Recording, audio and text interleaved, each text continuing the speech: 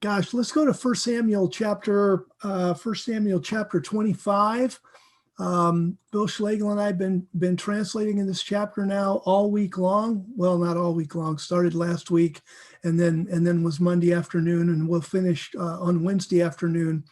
And being with him is such an honor and a privilege. And as I went through the faces of you guys tonight on the, I call it Hollywood Squares. I don't know what else to call it, the Zoom thing. I'm so blessed to be with you guys. I'm so thankful that you would show up and we could fellowship like this together. It's really, really amazing. And Bill really highlighted something for me that, it's one of those things that you grow and but then you forget, and it doesn't quite, sometimes it doesn't quite gel until somebody else really says it. But, here's First Samuel chapter 25, and it starts out in verse 1 that Samuel died. We'll come and pick up some of this in a little more detail in a minute. And Israel gathered and lamented him. And then it says, and David left Israel. He arose, went down to the wilderness of Paran. And I'll come back to this in just a little bit, but to say that the wilderness of Paran is like the other side of the moon compared to Israel, David, without his spiritual leadership of Samuel and with Saul hunting for his life, just felt like it was the safest thing in that difficult time just to get out of Israel. And he did. And so what I'd like to do then is just back up briefly to 1 Samuel chapter 19, verse 18. And we'll see kind of where we came from to get here. So in 1 Samuel 19:18, and I thought about teaching through this, but I think it would distract from where I really, really want to go. So what I really wanted to do here was show you some of the work that I did today and some of the work you can reference when you have time. Because Saul he opened his mind, he became demonized, he tried to kill David. He actually tried to kill his son Jonathan, and David had to flee and escape. And there's Christian mythology about, out there about, if you're inside the will of God, things are going to go smooth for you. If you're inside the will of God, your life is going to be easy, your life is going to be fun, you're going to be blessed. And sometimes that's true. Sometimes you're inside the will of God, life really is fun and you really are blessed. But sometimes you're inside the will of God and life is just a bear. And that certainly happened to David. I mean, look at what it took for him to kill Goliath. And then because he killed Goliath and everybody's happy, and the women were so happy, they were saying, David has killed his 10,000s. And that just cracked Saul's mind, and he picked up a demon. And after that, he goes after David to kill him. And David didn't do a thing wrong. David was so faithful to Saul and to his house. He made those promises to Jonathan that he wouldn't hurt Saul's house. David was just such a righteous individual and in a very, very difficult situation. And so after Saul tries to kill David personally and can't do it, tries to set a trap for David, it doesn't work. Then it says that Saul went to his it says his servants, but in the biblical culture, that means his top men, his leaders, and he spoke to them and said, I want you to kill David. And so in 1 Samuel chapter 19, verse 18, then you have, and David fled and escaped. And where he fled out of Gibeah of Saul, and he went to Ramah. And if I'm going to share my screen here real quick, and we will see I'm sure you can see the screen at this point. Here's Jerusalem. 7 miles north or so of Jerusalem is Gibeah of Saul on a hilltop. And this is where Saul was. This is where David was. And David had to run for his life from Gibeah. The first thing he did was he went about 4 miles north to Ramah, and this is where Samuel was. This was Samuel's hometown. And then after Ramah, and if you are on a computer or phone and you click to the commentary, you'll see a rather large paragraph about where David went point for point through the scripture. We could trace this on a map, but it would take longer than I want to take. You can do it, and it's not hard to do. I'll do a couple things. So he goes to Ramah. Then from Ramah, at the risk of his life, he sneaks back into Gibeah to meet with Jonathan. So he's meeting with Jonathan, and he finds out from Jonathan in Gibeah that yes, my father Saul is really seriously trying to kill you. David then flees south to the city of Nob, where the priests were. Nob currently is unlocated, but there's ancillary evidence that it would have been perhaps on the east side of the Mount of Olives. So it would have been around in this area of northeast Jerusalem is likely where Nob would have been. And then in an astounding move to get away from Saul and his army and save his life, David goes down to Gath, and here's Gath. And the interesting thing is, here's the valley of Elah. It comes off this river and then runs up right by Gath, and then runs up past Azekah toward Bethlehem, toward Jerusalem. So this is the valley of Elah, and here's Gath. So it's up right in this area where David killed Goliath of Gath.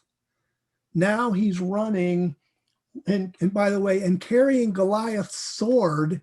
And where does he go? He goes to Gath. And of course, once he realizes that they say, isn't this David who killed his 10,000s? And he's like, I better get out of here.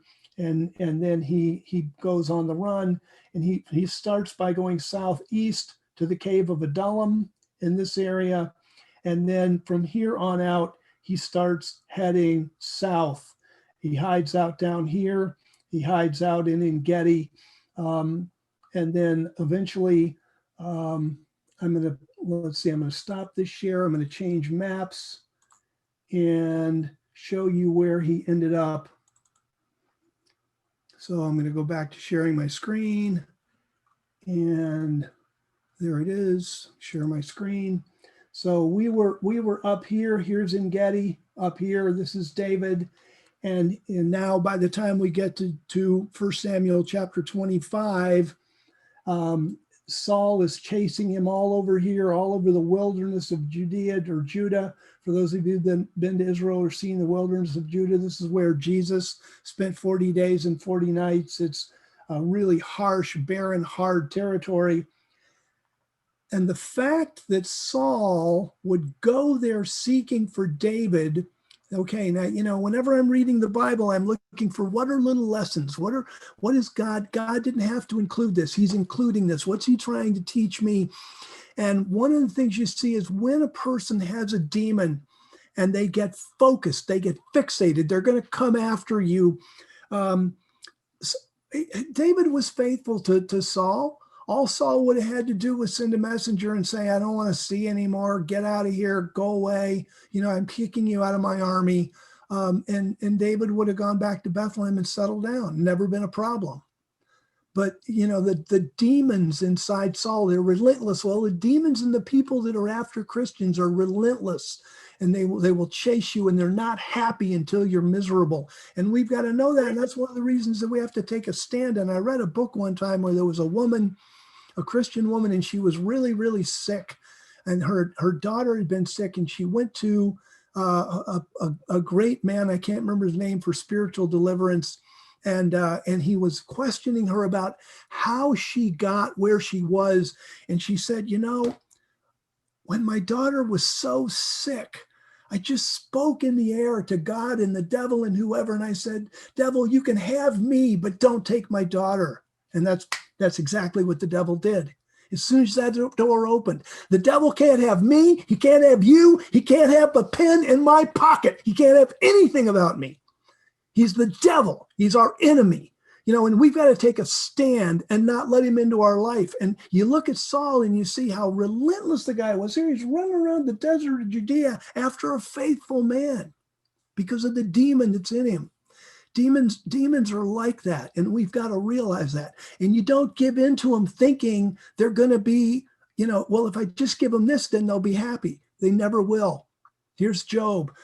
Devil says, you take away Job's stuff, God, and he'll curse you to your face. Job loses everything, his children, his wealth, and he loses everything. The devil say, wow, gosh, God, really, really sorry. I was wrong about that one. I know. He says, no, if you take away his health, then he'll curse you. The devil wouldn't have been satisfied until Job was dead. And that's exactly what the devil does. He wants to push us to the end. And a lesson here, look what Saul's done. So here's David. He's running around up here. He realizes how determined Saul is to kill him. And he's like, okay. And he goes down here. This is the wilderness of Paran. This is where Ishmael hung out and started his kingdom with the Arab tribes. And so David leaves Israel, he left Israel far behind and heads down into this really, really rough area. And that's where he goes in 1 Samuel chapter 25, verse 1. And so that's where we'll pick up the record. In 1 Samuel chapter 25, verse 1. So Samuel died. And boy, as soon as that happened, David knew, right, my spiritual cover is kind of gone. I'm on my own. I really need to be careful here and not lose my life. And Israel's lamenting him and buried him at his house in Ramah. David arose and went down to the wilderness of Paran. Now, needless to say, it's not like there's a lot of game down there. It's not like there's a lot of plants and a lot of good things to eat and all that kind of stuff. So David and his men, they're hungry. They're down there. I'm sure they're hot, they're tired, they're dirty. They love a glass of water. They're hungry. And so the Bible picks up to verse 2, and it says, there was a man in Maon whose business was in Carmel. Now, I should go back to my previous map here and show you guys where Carmel is. So let me do that real quick. So, all right, now I share my screen. Thank you for your clemency as I do this back and forth. But here's the wilderness of Judah where David had been hanging out. And here is Carmel. And it's important, by the way, when we're reading scripture like this, that we don't get this mixed up with Mount Carmel. There's a lot of cities and things that have the same name. So that's why a good handle on geography helps us out, because then we know where we're dealing. So basically, there's a little town called Maon off to the east or to the west here. It's not on this map. And then here's Carmel. And so this guy walks a couple miles and he's got his business over here in Carmel. You can see he's not very far, maybe 10 miles or so, 15 from the Dead Sea. And of course, quite a ways from the Mediterranean. So here's Carmel, and I'll stop sharing my screen. And so it says there's a man in Maon whose business was in Carmel, and the man was very wealthy. He had 3,000 sheep, 1,000 goats, and he was shearing his sheep in Carmel. And sheep shearing was a very festive time because they got the wool off the sheep. And of course, they wanted to raise the sheep as far along as they could to get as much wool as they could, because then that would be their clothing and other things that they needed.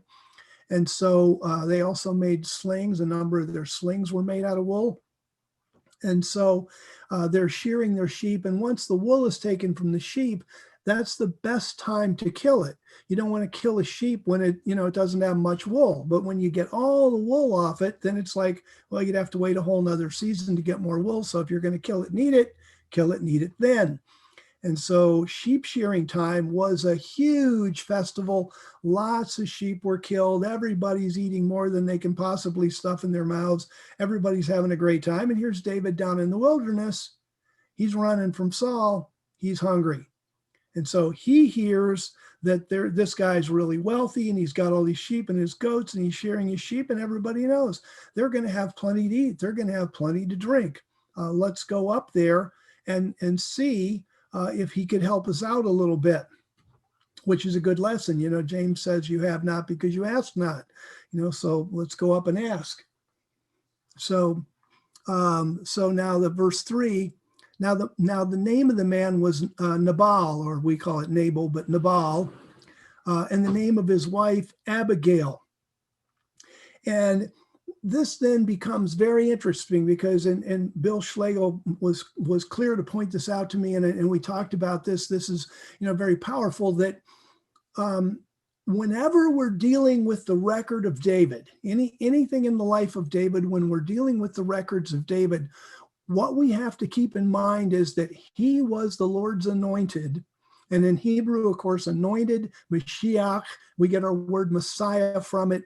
So David was a Messiah and a type of the Messiah. And anytime we're dealing with King David, then we're also looking for parallels in the life of Christ. They're not everything in David's life parallels the life of Christ. Obviously, he didn't commit adultery and murder, that kind of thing. But there are always parallel. There are often, very powerful parallels between what's going on. And for example, we're now going to learn a lot about Nabal and Abigail. And Abigail is just like, for example, if we go to 1 Samuel chapter 3, where did I go? Gosh, I just clicked off my place. If you go to 2 Samuel chapter 3, I'll have to go back and re-find my 1 Samuel 25 because I just clicked off it. Okay, but in 2 Samuel chapter 3, it says, to David were sons born in Hebron. And his firstborn was Amnon from or of Ahinoam the Jezreelitess, and his second Chileab of Abigail, the wife of Nabal the Carmelite. So Abigail is going to end up having Chileab. By the way, Chileab in the book of Chronicles is called Daniel. So if you have a hard time tracing Chileab, it's because for some reason, unbeknownst to me or the scholars, he's called Chileab in the historic books and Daniel in the Chronicles. But in any case, like when we're reading this, we go, wow, Abigail, the wife of Nabal the Carmelite, we know all kinds of things about Abigail. And what do we know about Ahinoam the Jezreelitess? Not a thing. So in the historic record of God presenting us David, this type of Christ, he's going to bring out things out of Nabal and Abigail that are really important, that for whatever reason, there were things in the life of David's wife, Ahinoam, that it's just like, okay, it just tells us about her. Now, I'm sure she was as excited about marrying David as Abigail was, but it's just that that's not where a focus is. And what that tells us is, okay, I'm paying attention here because God picked this record when he had a lot of other records he could pick. So back to 1 Samuel chapter 25. So the name of the man was Nabal, the name of his wife was Abigail. And right away, as soon as we read this, something jumps right out of us because Nabal is the strongest word in the Hebrew language for fool. There's Kesel and Evel, and there's other words for fool in the scripture, but in the Hebrew. But Nabal is the strongest one. It's like the ungodly, unredeemable, fool of fools, fool, and this is him. Now Nabal has other meanings. So, for example, there was a name of a musical instrument. It was also the name of like a container for wine. I'm sure when his parents named him, they didn't think that our child is a fool. I don't know, I guess they could have. Maybe, they don't name him until he's 8 days. Maybe he did something stupid in the first 8 days of his life. I don't know. But in any case, it's doubtful that his parents named him fool. But he was such a fool that by the time he's in this relationship with Abigail, she says, Nabal is his name and foolishness is in him. So he had picked up the moniker of Mr. Fool already in the record, and the name of his wife is Abigail, which Abi is my father, my father's joy, if you will. It can be translated something like my father is delight, or it can be my father's delight. And so already now we're seeing a type here. David is the type of the Messiah, and he's going to deal with two types of people. There are two types of people in the world. There are people that love Christ, are humble to Christ, believe in Christ, try to serve Christ, and they're their father's joy. And then there are people who just, they could care less about Christ. He doesn't mean anything to them. They spurn him. They deny him, and they're fools. And they're going to end up dead, just like Nabal. So already, as the record opens, you begin to see this picture of the Messiah and the things of the Messiah. And verse 3, and the woman was intelligent. Oh, you got to be intelligent to love Jesus. My gosh, it says the fear of the Lord is the beginning of knowledge and wisdom. And so, yeah, if we love Jesus, we're intelligent. And she had a beautiful figure. And Nabal, we learn he was monstrously wealthy.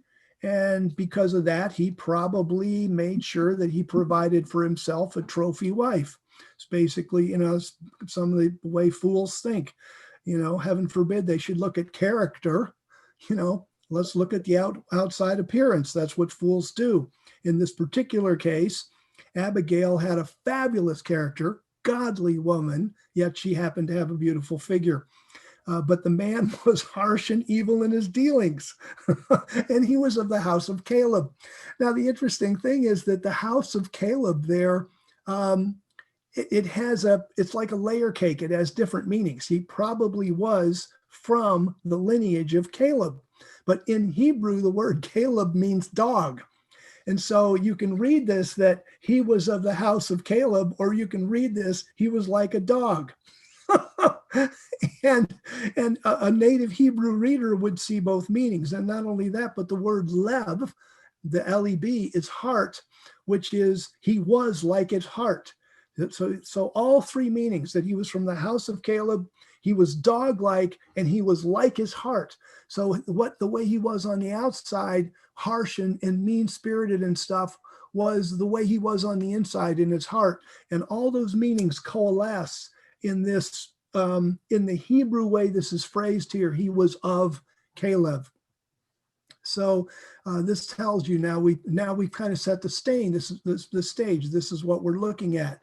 Here's the man who's going to reject the Messiah, the anointed of God. You have David. You have the woman who is going to accept the anointed of God, and you have this man who is like a dog, like his heart on the outside, but was of a wonderful lineage. Once again, showing that every man makes up his own choice. It's not like, well, he's of the house of Caleb, one of the two men allowed into the promised land, and so therefore he's going to be a great guy. Everybody makes up their own mind how they're going to be. This can be disconcerting to parents, because you think, oh, I'm a great believer. My kids are going to be great believers. Maybe, maybe not. We just got to keep after them all the time and keep after people. So verse 4, now David heard in the wilderness that Nabal was shearing his sheep, and he knew what that meant. There's going to be a big feast. And what do I see in this? A lesson. David's responsible for 600 men here. We don't know if there were any women with them at this time. There could have been, but he's got at least 600 men. They're way down there in the wilderness of Paran. They're hungry. David is responsible for them. So he's got his ears on. He's got his intelligence. He's figured out how to do that. That's just smart, be smart in your dealings. Verse 5.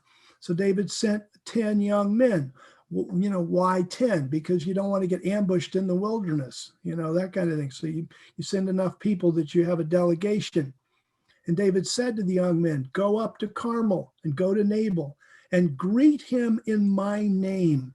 And this is the author agent, that the things were done in the name of others. In other words, it wasn't just 10 guys are going to show up and say, hey, we're hungry, but they're going to greet Nabal in David's name. And David was incredible. I mean, he killed Goliath. He married the king's daughter. He was captain of Saul's bodyguard.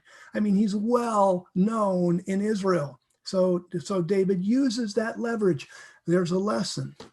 You got leverage in the social world. You got leverage in the world around you. Use it. Use it to your advantage. Use it to God's advantage. David says, greet him in my name.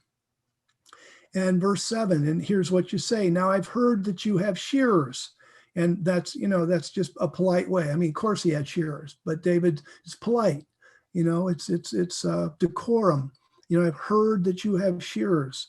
Now your shepherds, and this is true then. See, this is okay. Look at David's heart and how he treated people. Now your shepherds, the guy had 3,000 sheep. Your shepherds have been with us, and we did not mistreat them, nor was there anything missing from them. The actual Hebrew is unaccounted. None of your sheep were unaccounted for. At the end of the day, even though my men are in the wilderness, even though my men are hungry, even though there's huge flocks and herds and sheep could be missing and you'd almost never know it, not one sheep was unaccounted for when your shepherds were around my men. He says, from the whole time they were in Carmel. Verse 8, ask your young men and they will tell you.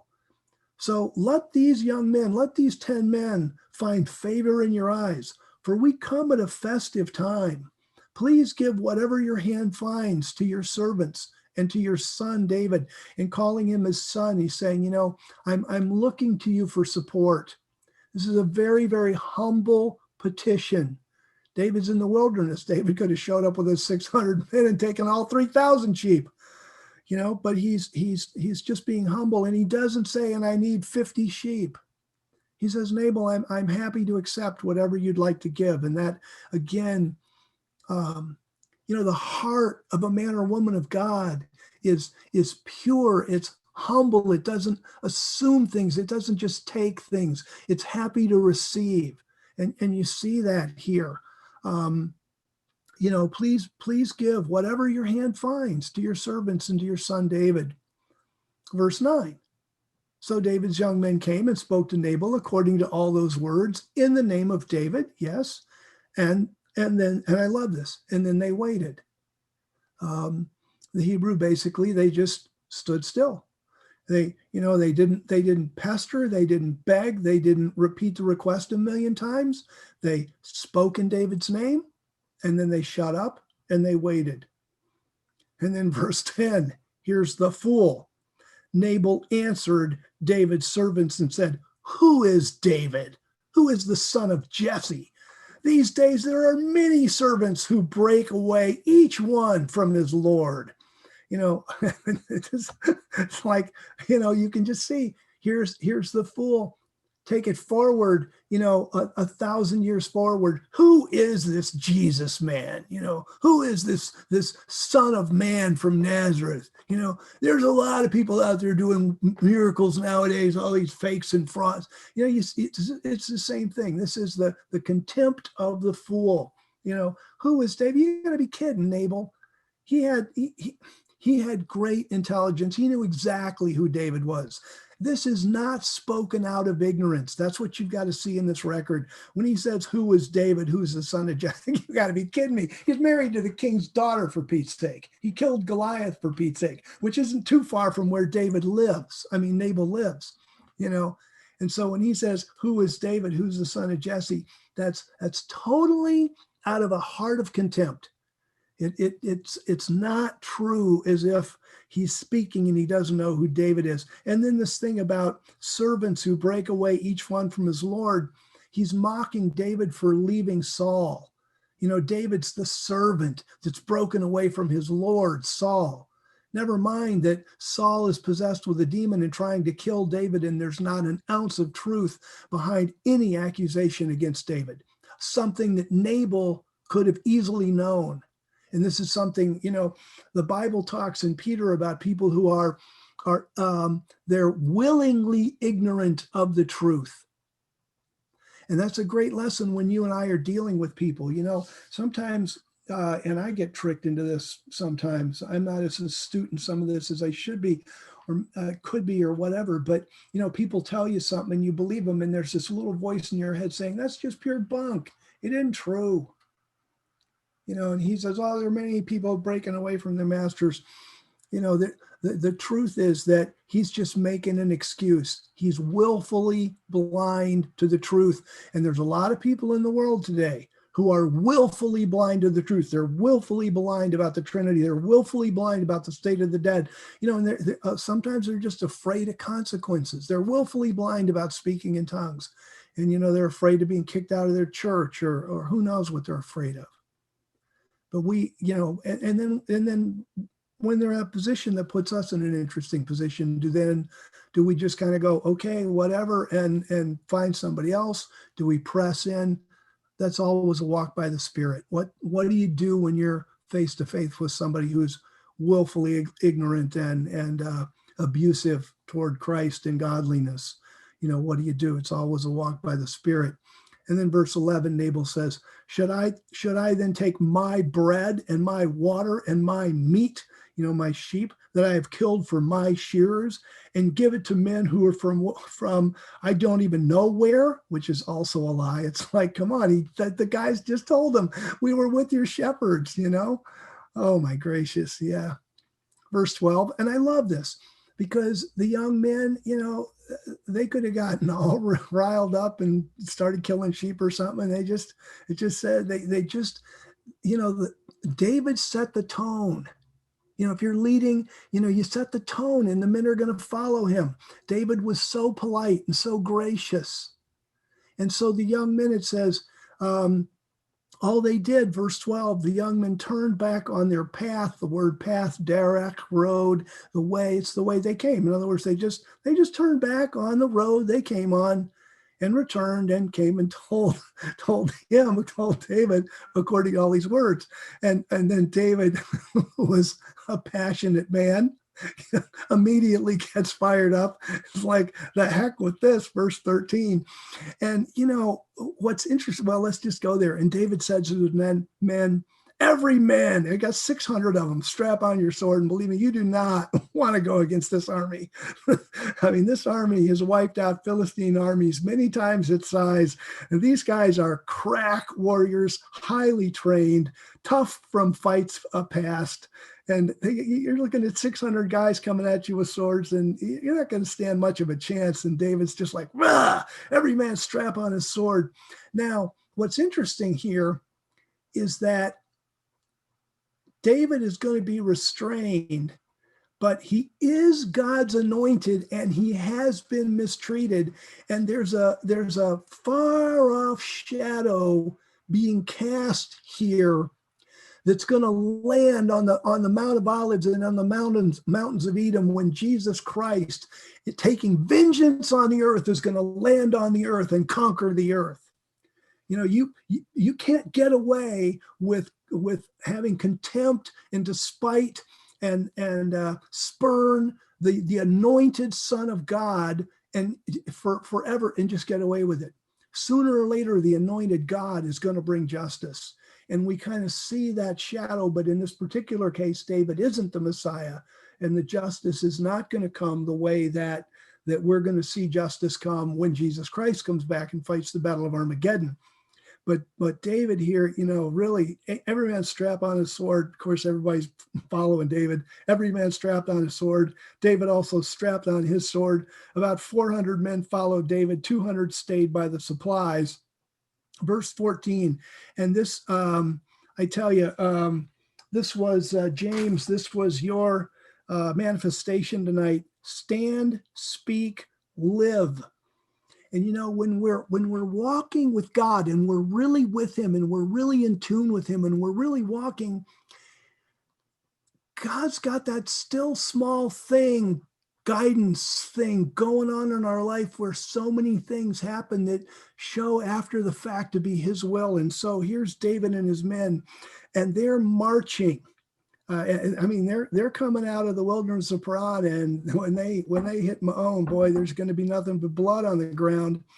And verse 14, but one of the young men who saw the way Nabal treated David's men told Abigail, that the delight of God, Nabal's wife, saying, behold, David sent messengers from the wilderness to give a greeting of blessing to our Lord, but he shrieked at them. And in noun form, this is the word for hawk. And if you've ever seen a hawk, we live across a canal, and across there's a tree, and there's a sea eagle who lives in it. And he's always up there. Maybe it's a she. I can't tell the male from the female. Like, rah, rah! Anytime she feels threatened and her little babies are up there in the nest, rah! And she's right there screeching and stuff like that. And that's the word here. It's the verb form of the word for hawk, that he just was like, rah! And shrieked at David's men. And that's which is kind of what unbelievers do, and he shrieked at them, say that the men in verse 14, verse 15, but David's men were very good to us. We were not mistreated, nor was anything unaccounted for. We didn't miss anything the whole time. We went around with them when we were in the fields. It was actually safer to be by David's men than to be out where a wandering Philistine might come by. Verse 16, they were a wall around us both by night and by day. All the days we were with them keeping the sheep. So now know this and consider what you will do. And I love this. This is a young man talking to Abigail. And he says, know this and consider what you will do. And there are times in life when, here's another lesson. There are times in life when the time is ripe to do something, and we can sit around and go, no, I just don't know what to do. I can't make up my mind. The decision's so difficult. We can sit around and lose the opportunity. There are times when you and I need to slow down. We need to pray. We need to see what the situation is, and then we got to move. And that was the situation here.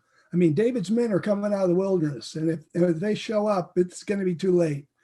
And this guy says, consider what you will do, for evil is determined against our Lord and against all his house. That is correct. For he is such a son of Belial that one cannot speak to him. And son of Belial in the Old Testament was a name of the devil. Basically, it's telling you that Nabal was a very evil man. Verse 18, and look how quick Abigail moves. Remember, it said, she was intelligent. She was wise, She didn't sit around and say, oh, I wonder what I'm going to do. Abigail hurried, took 200 loaves of bread, 2 skins of wine. And if you take a sheep, turn it inside out, you have a sheepskin. If you think about, some of the versions go 2 bottles of wine. It's like, right. That'll keep 4 people happy for one night. These are huge skins of wine. So she's got 2 skins of wine, 200 loaves of bread, 5 sheep already prepared that she grabbed that were, she didn't have time to prepare them. They were already prepared. 5 measures of parched grain, 100 clusters of raisins, 200 cakes of figs, and put them on donkeys. She's like, I'm going to go feed David's men. Verse 19, then she said to her young men, go before me, behold, I come after you. But she didn't tell her husband Nabal. Again, wisdom. She's doing what she knows to do. She knows how her husband's going to behave, and she knows it's not going to go well for her household. She's at that point picking up the reins and taking over where her husband wouldn't. Verse 20, and it was so. Now, watch the timing here. See, I'm back to James' manifestation about live. When we live and God's got his hand on us, so many things go right, because it says, it was so, just as she rode on her donkey and came down under the cover of the mountain. Now, if she leaves the area of Carmel, she wants to leave in a way that her husband doesn't see her leaving. And there's valleys going down toward the Dead Sea. And so what she does is she sneaks her donkeys and her men and loaded up with all this stuff, and she sneaks them down into one of those valleys so it can't be seen that she's leaving. And that's why it says she came down under the cover of the mountain. And she was just doing this. And behold, David and his men came down toward her, and she met them. So literally, they meet in this valley, right, real close to her home, and now verse 21, now David had said, surely in vain I have guarded all that this man has in the wilderness, so that nothing was missing of all that belonged to him. He has returned to me evil for good. So David is pretty upset here. That's really true. And there are a lot of people out there that will return you evil for good. And we just need to be aware of that.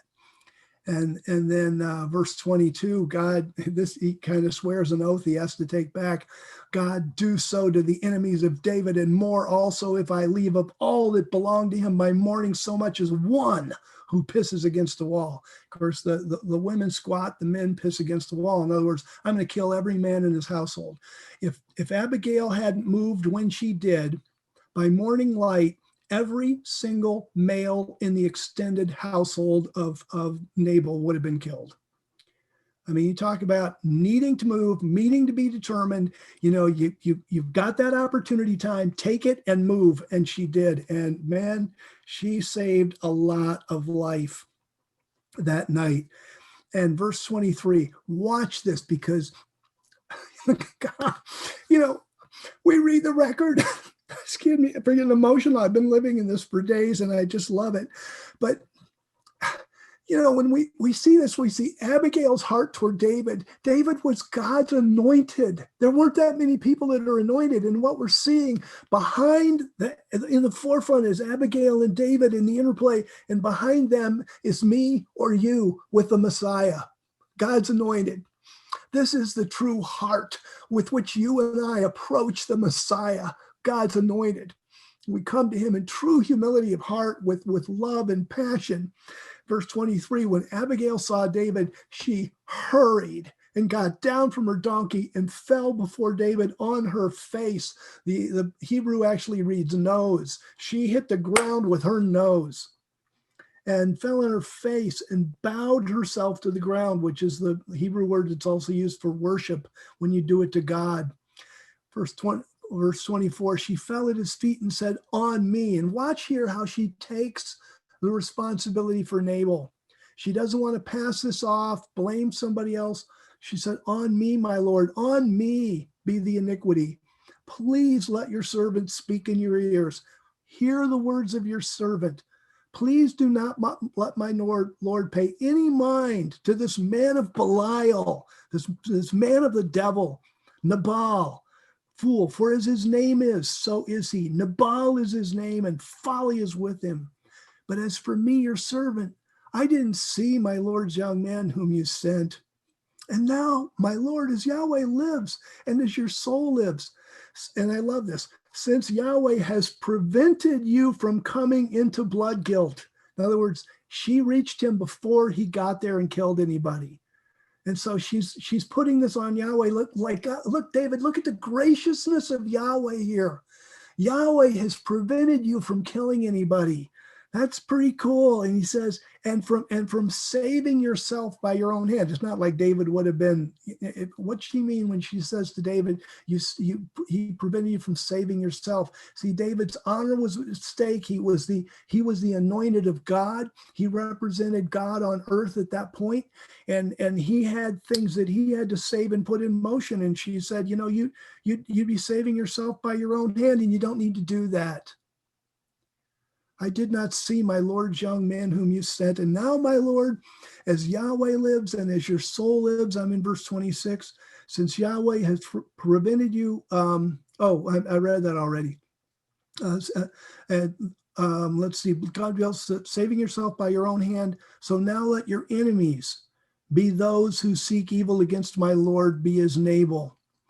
Verse 27. Now this token of blessing, that she's talking about the food and all that she's bringing. Now this token of blessing that your servant has brought to my Lord, let it be given to the young men. I love this. Notice she's going to leave David out here. And this is, she doesn't have to say it's for you. You know, she's going to appeal to the fact that David already believes that he's generous. He's already doing this to take care of his people.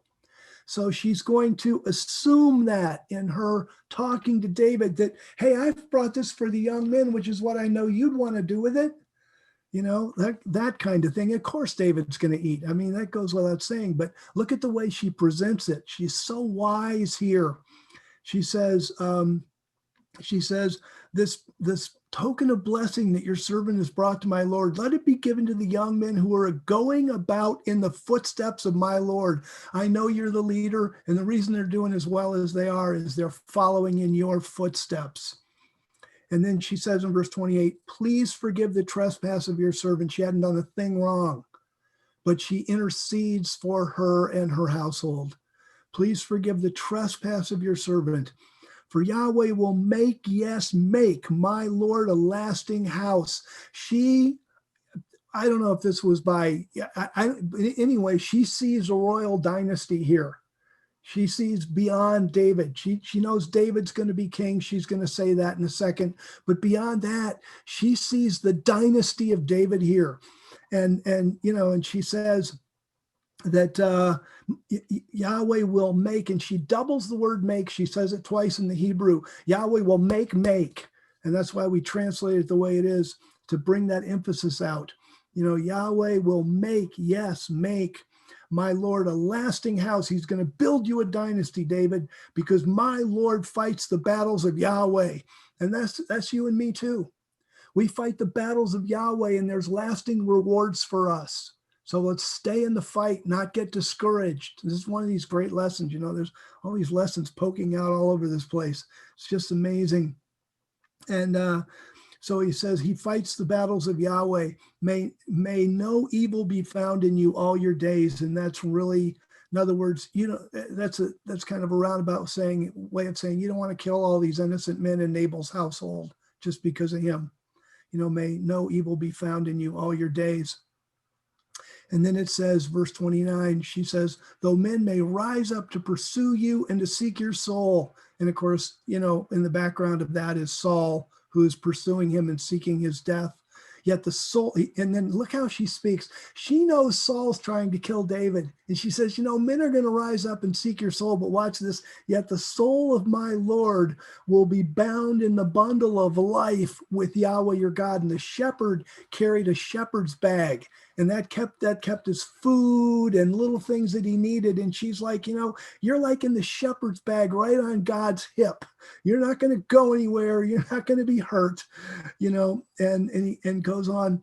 But the souls of your enemies, those he will sling out from the pouch of a sling. What's going to happen to Saul?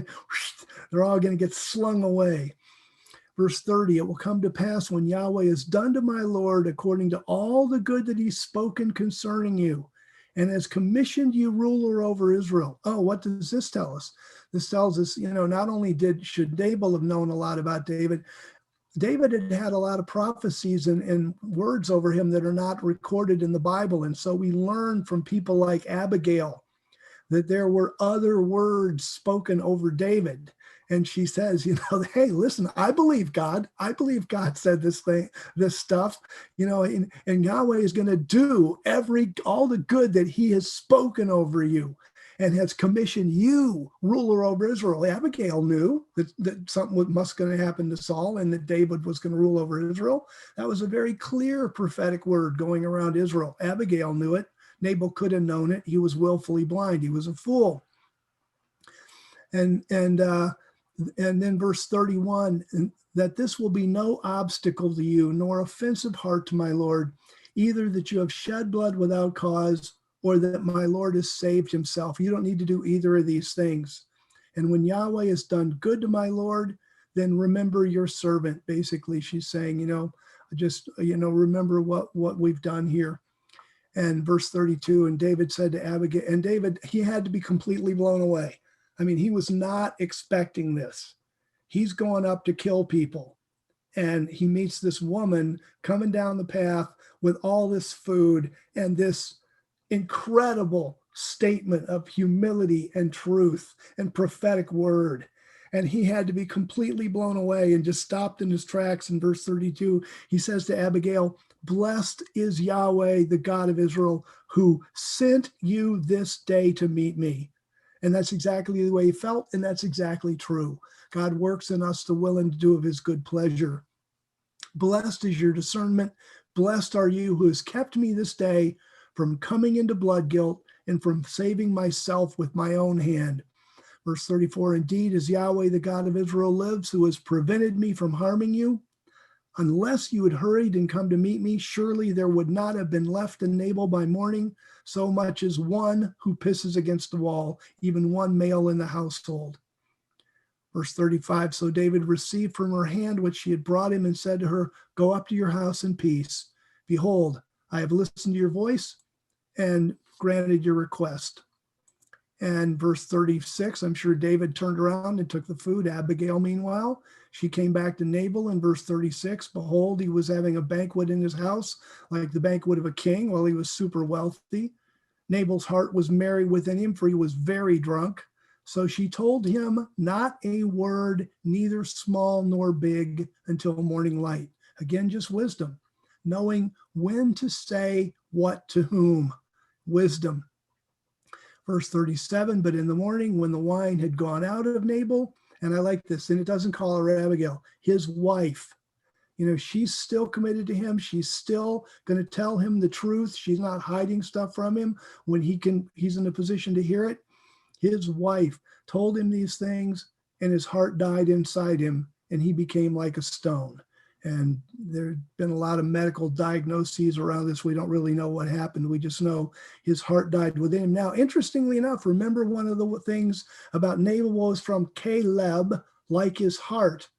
So if his heart died, then pretty soon he's going to follow. That's going to be interesting. So his heart died and he became like a stone. Came to pass about 10 days later that Yahweh struck Nabal and he died. So David didn't have to save himself with his own hand. Verse 39, and when David heard that Nabal was dead, he said, blessed be Yahweh, who has defended the case of my reproach. And David uses the word reeve for lawsuit. It's literally a lawsuit or a case or a charge. I was charged with this stuff by Nabal, and God has defended me, and God will defend you and me. There's a day of court coming for all the evil people. And God will defend us. And he says in Romans, vengeance is mine and I will repay, says the Lord. And that's what we've got to rely on. And here, David even uses the words that are used in a court of law in Hebrew, reeve. God has defended the case of my reproach from the hand of Nabal and has kept back his servant, meaning me, from evil. And I love this because remember, David was all mad. I did him good, he returned me evil. And here it is, Yahweh has returned the evil doing of Nabal on his own head. I don't have to return evil for evil. Yahweh can take care of that. And he did.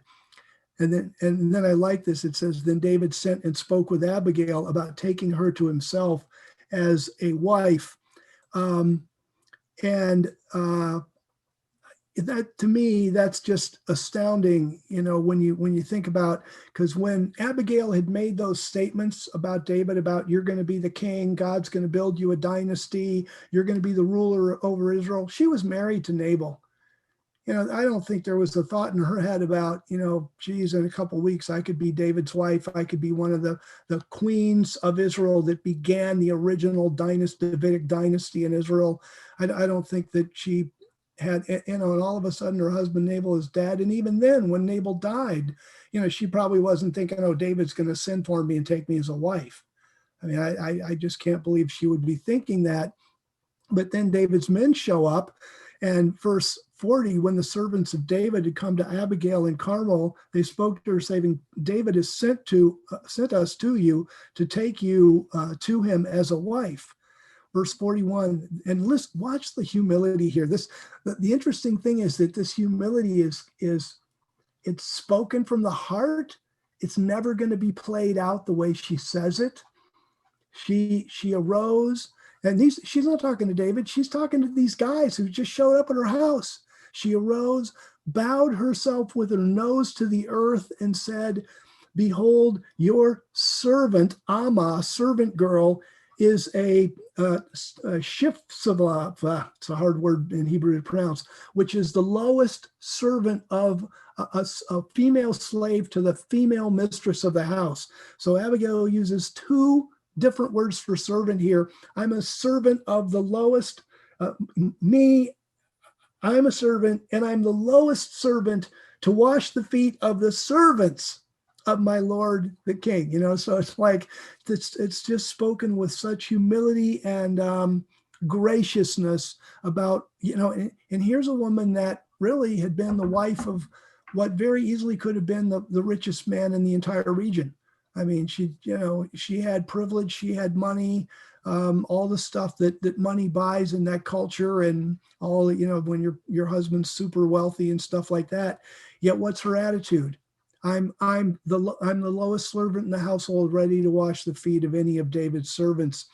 And verse 42, Abigail hurried and arose. But then we see more of what she's really, what her social position really is. First of all, she rides on a donkey. And then she has 5 young women of hers. So these are young slave girls. So in reality, Abigail's not ever going to end up washing anybody's feet, because she's got a bunch of slave girls. Furthermore, she's going to be the wife of the Davidic king. So, but, so there's, the interesting thing is that her heart was there. Her humility was there. She would have if she needed to. As it turned out, her social position didn't put her in that position, but that was her heart. And then in verse 42, we get to see the contrast between her heart, which was so beautiful to serve, and where she was socially, that she wasn't ever going to end up serving. But her heart was there, and you just love that. She went after the messengers of David and became his wife. And then it says, and then, like I say, in verse 43, David also took Ahinoam of Jezreel. I'm sure Ahinoam had a story too. There's a reason David married this woman, Ahinoam. She must have been quite a woman. But for some reason, it wasn't the same. Whatever God was trying to teach us, he taught us through the fool and the delighted of God, and how they approach the anointed of God. And that's you and me. We're God's delighted, and we're delighted in him. And we approach the Messiah with humility and a desire to serve. And I really appreciate your being with me for this teaching. I know it's been long. I hope it's been as exciting for you as it is for me when I'm in the text like this. I just love it. So anyway, thank you. And we'll have a period of discussion, or wherever you guys want to go. Thank you so much for hanging in for this.